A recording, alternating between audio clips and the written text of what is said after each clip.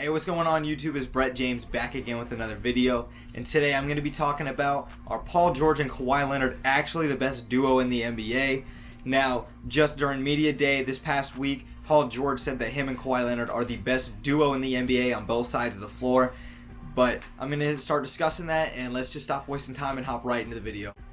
Alright, now I'm just going to straight off the bat say, yes, Paul George and Kawhi Leonard are clearly the best duo in the NBA. You can make a case for LeBron and AD, but come on.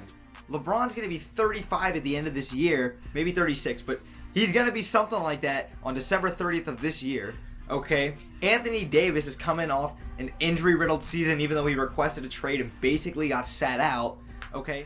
Paul George just had an MVP caliber season with OKC when he wasn't even, I guess, the guy. When Russell Westbrook was still the number one dude in Oklahoma. He was third in MVP voting.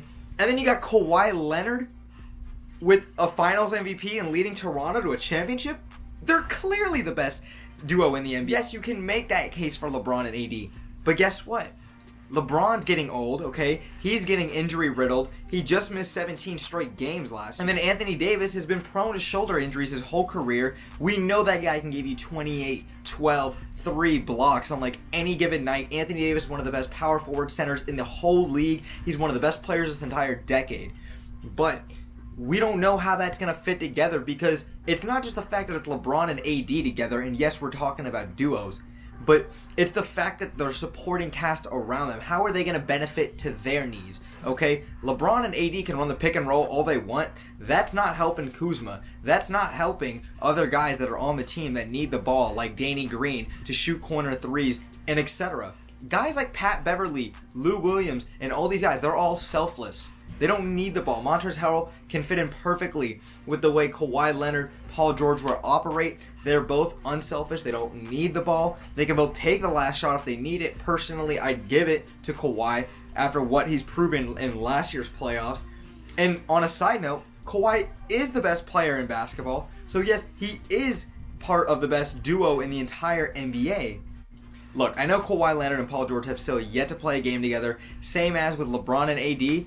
And yeah, you got some other great honorable mentions out there, but let's be real. It's just those two that are actually in the conversation for the best duo in the NBA. But come on, are you really going to tell me LeBron and AD are the best? Like, let's be real, okay? Until they can actually go out there and prove it, which I don't think they're going to be able to prove it until maybe come playoff time or later on in the season. Because I think the first 50, 40 games or so for the Lakers this year is going to be rough. They're going to hit so many speed bumps along the way. As great as LeBron and AD are, man, that team is going to struggle mightily early on in the West. I think they'll be able to claw themselves way up into a top 4 seed by the time it's all said and done at the end of the regular season. But this team needs to really figure it out. We know Frank Vogel said the other day in their training camp that LeBron and AD dominated the twos in the scrimmage, but come on, like they're playing a bunch of bums in their own team scrimmage. They're not really going all out like they are in an NBA game, even though the defense now in today's game is subpar. I mean, it's just the fact that LeBron and AD and their supporting cast, especially with Vogel and Jason Kidd being the sorry coaches that they are, I mean, come on, they're not going to really be doing anything too special that's going to accumulate to wins, I should say, in the West early on. Until they prove me otherwise, there's no way I'm putting them as the number one duo in the NBA. LeBron's still a top 2, top 3 player. I think he's number 3 in my opinion. AD's still a top 5 player. Paul George is not a top 5 player, but Kawhi's the solidified, easily, hands down, no debate, best player in basketball. And you've got a top 8, top 10 teammate with Paul George. They're both elite defensively, and obviously offensively we know what they can do with the ball. LeBron at this point in his career does not play the level of defense that he was playing in his days with Cleveland and Miami for obvious reasons. He needs a guy like Anthony Davis to lean on and to carry the load. But Kawhi Leonard and Paul George are the solidified best duo in the NBA. I don't see how anybody can argue that, especially, like I said, because the surrounding cast is going to help them and make their games look even better than they already are. And Doc Rivers is a fantastic coach, future Hall of Famer.